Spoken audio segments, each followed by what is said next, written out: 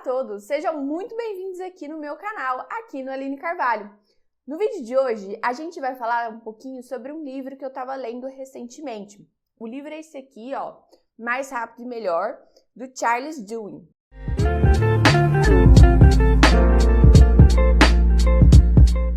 O livro ele conta um pouquinho sobre como a gente consegue melhorar nossa equipe, o nosso pessoal, o nosso profissional, baseado em alguns estudos de caso que ele vai trazendo ao longo do livro.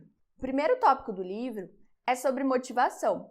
Como que o autor fala para a gente conseguir se motivar? Ele fala que primeiro a gente precisa escolher metas que estão ao nosso alcance e que a gente consiga controlar. E muito em linha nessa motivação, ele fala que além da gente escolher metas que deixam a gente no controle, que sejam metas factíveis, a gente também precisa ter uma meta sonho grande. O que seria essa meta sonho grande? Algum objetivo que está um pouco mais distante, mas que ele também é atingível. Talvez aquele objetivo que você pretende atingir daqui a uns 5, 6 anos, mais ou menos. O que ele fala para a gente ter motivação? Para a gente ter motivação, a gente precisa escolher aquela meta que a gente tem no controle. Então, por exemplo, eu estou com a minha caixa de e-mail lá, tem 50 e-mails para eu responder. Segundo o autor, é interessante você, por exemplo, abrir uns 20 e-mails mais ou menos, escrever um parágrafo de cada um, uma frase mais ou menos de cada um, e depois você vai consertando. A tendência é que, depois que você escreva uma frase, você começar uma tarefa que você já terminou, é melhor. E quando a gente fala sobre a meta sonho grande, o que ele quer dizer? A meta sonho grande é algo que você quer alcançar no longo prazo. Então, por exemplo, o que você precisa fazer no curto prazo para você alcançar a meta sonho grande? Eu concordo super com o autor nesse aspecto, porque eu tento dividir a minha vida dessa forma. Eu acho que quando a gente tem uma meta muito ambiciosa, a gente não vai conseguir chegar nela e a gente vai perder o foco ao longo do processo. Mas, se a gente tem alguma meta e a gente consegue dividindo ela em pequenos pedaços, a gente tende a alcançar ela e tende a não perder o controle. É como se fosse uma corrida. Numa corrida, a gente tende a sair correndo ali no primeiro, segundo quilômetro e depois a gente vai dar o sprint final só lá no quarto quilômetro, mais ou menos, que é para fechar com chave de ouro. Conectado com essa parte de motivação, o autor também fala sobre a parte de construir metas. Então, aí ele traz a metodologia SMART para você construir metas. As metas, elas precisam ser mensuráveis, atingíveis, ter um tempo determinado, elas precisam ter um objetivo e uma forma de você medir. O terceiro capítulo que o autor traz no livro dele é a parte sobre foco. Como que ele fala que para você manter o foco? Para você manter o foco, o autor aconselha você criar cenários na sua cabeça, como se você criasse uma espécie de mapa mental. Então, por exemplo, eu quero começar a ir na academia e eu quero manter o foco nesse processo. Então, beleza. Se eu não for na academia hoje, o que vai acontecer talvez daqui a um ano? Mas se eu for hoje, o que vai acontecer amanhã? Eu vou ficar dolorido? Eu vou criar o shape? Mas se eu ficar sem durante um mês, o que vai acontecer?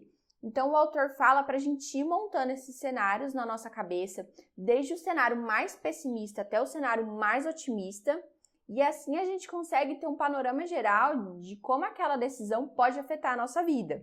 Eu gosto de fazer isso, mas eu confesso que é um pouco mais difícil para mim. Eu não tenho tanta clareza, assim, às vezes, de como que a gente consegue chegar, de criar cenários, assim, eu não sou tão imaginativa. Mas para quem é, e eu tenho amigos que são, essas pessoas super conseguem se orientar por mapas mentais e isso é uma baita ferramenta para elas.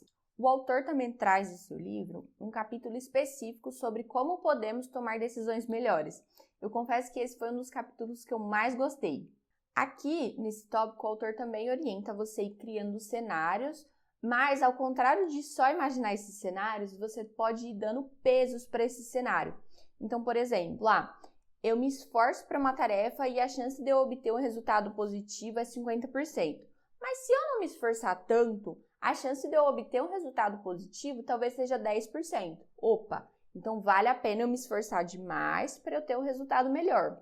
Só que aí ele vai trazendo alguns contrapontos sobre às vezes tem tarefa que você se esforça muito e você vai chegar no resultado ali 70%, por exemplo. Mas se você se esforçar mais ou menos, você consegue chegar num resultado 50%. Então, talvez isso não seja tão ruim. E o legal desse capítulo é que ele vai também ajudando a gente a combinar cenários e decisões. Então, por exemplo, se eu dedicar para um programa de TV e se eu escrever um livro no paralelo, os dois com foco e dedicação total, talvez eu não tenha tempo para minha família. Então, talvez essa não seja a melhor decisão. Mas se eu me dedicar mais ou menos ao meu livro, se eu dedicar mais ou menos ao programa de TV, eu consigo ter um resultado legal em ambos os casos, porque afinal eu vou conseguir concluir eles. E ao mesmo tempo, no paralelo ali, eu consigo ter um tempo de qualidade com a minha família. O autor fala pra gente dando pesos para essas decisões e como que isso nos afeta. Eu achei super bacana porque eu nunca tinha olhado por essa perspectiva e eu achei muito, muito, muito da hora. Um outro capítulo do livro é sobre inovação e aqui pra mim esse é o melhor assim disparado. Ele traz a história do Frozen, de como a Disney conseguiu criar um piloto ali do Frozen, que era uma história meio descasada com o que foi para os cinemas de verdade, e como que com pequenas mudanças ali no time, com pequenos caos, eles conseguiram fazer um dos maiores sucessos da Disney ao longo do tempo. Então, como que eu consigo inovar a minha equipe? Como que eu consigo gerenciar ali o meu pequeno caos para fazer com que isso gere boas ideias? E aí ele traz um exemplo da natureza. Eu gosto de usar exemplos de natureza porque parece que essas coisas são mais realidade do que, por exemplo, só casos isolados assim. Então, se acontece na natureza, tende a ser natural. E aí, por exemplo, para estimular a inovação, quando você trava em alguma coisa, ele deu a sugestão para a gente trazer um pequeno caos ali, uma pequena mudança que consiga gerar uma grande movimentação no futuro. E aí o autor, ele traz um exemplo ali da floresta amazônica sobre as árvores. Então ele fala, olha, pensa que você tem árvores muito altas ali em parte da floresta muito densa. No solo ali não chega sol, então você não consegue ter uma grande biodiversidade de plantas, porque não bate sol, então não cresce ali. Então como que você vai ter diferentes ideias? Como que você vai conseguir inovar nesse tipo de espaço? Aí ele fala, quando a gente tem um pequeno caos, o que seria esse pequeno caos? Se um raio cai na árvore ali, pega fogo nela, enfim, abre um espaço ali, então a gente consegue ter sol, novas plantas conseguem crescer e eu consigo ter naquele pequeno bioma ali uma grande diversidade. Só que ele fala também que um caos desordenado tende a causar destruição. Então ele fala, um raio que põe o fogo numa árvore causou ali um pequeno bioma com uma grande variedade de espécies.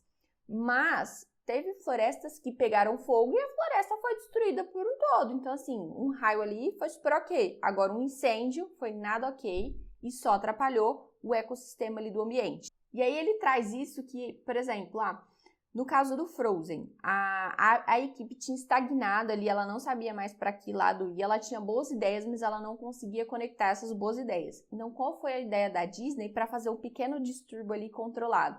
Eles resolveram promover a diretora do filme, né? Ela era roteirista e eles promoveram ela a diretora. Então, com isso, a dinâmica das equipes começou a se alterar e o pessoal começou a ter diferentes olhares, a dar diferentes ideias por causa desse pequeno ajuste. Eu achei super legal. E para finalizar, o autor ele traz um capítulo específico sobre absorção de dados. Então, você pega hoje em dia. Hoje em dia tudo vira dado, tudo vira tendência, tudo é informação pra gente. Só que como que a gente consegue absorver esses dados e utilizar os resultados deles para formas melhores? E ele vai dando vários exemplos de casos lá numa escola que aconteceu nos Estados Unidos sobre um programa que eles implementaram para melhorar a nota dos alunos.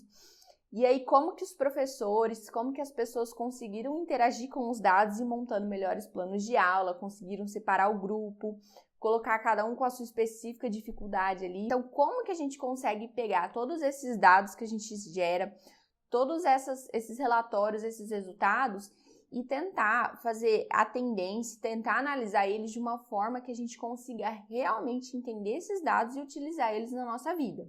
Bom, pessoal, eu espero que vocês tenham gostado do livro. Eu gostei, eu recomendo, mas ele não é um excelente livro, tá? Às vezes a leitura é um pouco cansativa.